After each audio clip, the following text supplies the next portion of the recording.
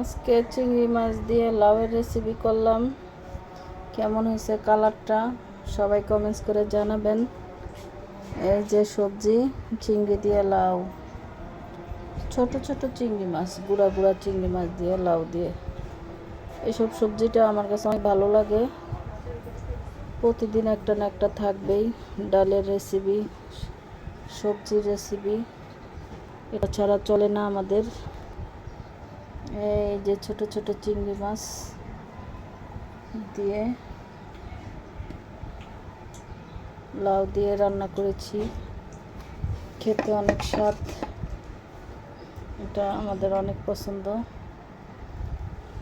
যে রান্না করলাম আজকে চিংড়ি মাছ দিয়ে লাউয়ের রেসিপি। সবাই কমেন্টস করবেন কেমন হয়েছে, কালারটা দেখতে খেতে অনেক স্বাদ। সবাই ভাবে রান্না করে খাবেন, সবার ভালো লাগবে, দেখবেন শরীর ভালো থাকবে, স্বাস্থ্যের জন্য উপকার। এরকম সবজি রান্না করে খাবেন। ভালো থাকবেন, আল্লাহ হাফেজ।